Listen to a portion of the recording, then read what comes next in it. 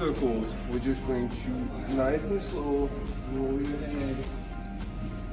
Each side, hold in the back. Both sides. Trying to make it a little more challenging. Close your mouth.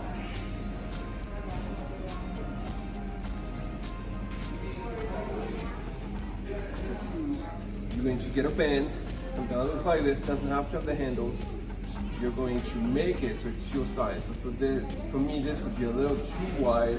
So I'm going to wrap it around my hands once. This is pretty good right here.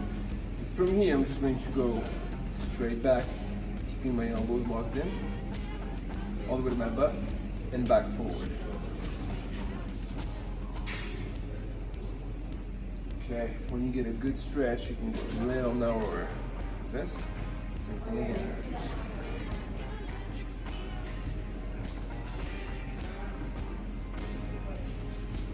All right, arm circles. You are going to start going forward as wide as you can. We're trying to work the whole rotator cuff here. Nice and slow. As you go on, you're going to make smaller and smaller circles until you're right here. You're going to feel this right on top here. And then you're going to start to go backwards. And then you're going to go wider and wider. Alright, trunk rotation. You're going to sit down, put one foot over your other knee. This opposite arm is going to go here, and you're just going to, nice and slow, rotate your body the opposite way. When you're done with this side, just opposite of that.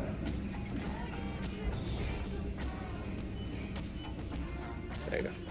So for the deep lunge stretch, what we're targeting here is the hip flexors and a little bit of quad. So we want to take a big step forward, come down completely on that knee. We want to make sure that our pelvis is rotated forward, and then we're just going to lean in. You should feel a stretch right through here coming down the quad, and then switching to the other side. Big step forward, tilt that pelvis, create the tension here, and just lean forward just like that. Making sure that we're keeping some tension here, so we don't want to be way out here. Should just rotate and then a slight movement forward like this. Okay, so for the next stretch called the pigeon, what we're gonna do is you're gonna bring one leg forward like this. We wanna try to make a 90-degree angle between your upper leg and your shin here. And then you're just gonna slowly relax, put some pressure down. You wanna be right over. If you have a lot of tension early on, you can kind of push yourself up with your hands a little bit, but if you're comfortable with it, you can lean completely forward like this. You should feel this in the glute muscles back here. Of course, we'll switch. Bring that leg forward, 90-degree angle again. Just lean forward, just like this. Okay. All right, so for this couch stretch, what we're gonna do, we need to find something like a couch we can put our foot up on. We're gonna come down into a lunge like this. Create that tension through the hip flexor. And just a little bit of a tilt forward, hold them like that. If you don't feel a stretch from this, you can keep scooting that knee back a little bit more.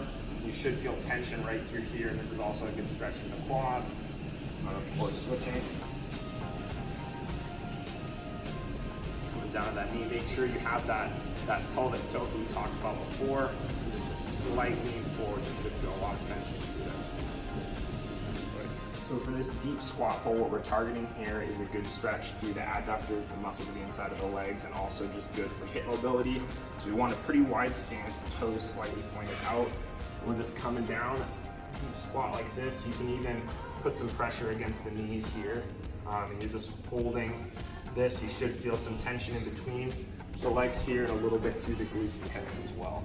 And just go as deep as you can on this. You don't need to be going all the way down like in here. If this is your mobility and your range here, that's okay too.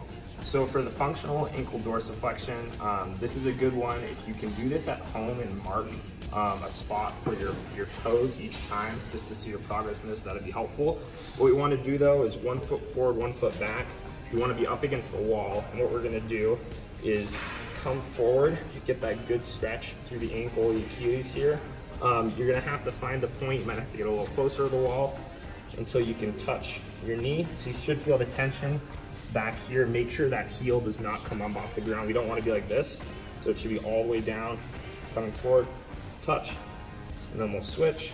It's also interesting to see if you have the same mobility and flexibility in both ankles.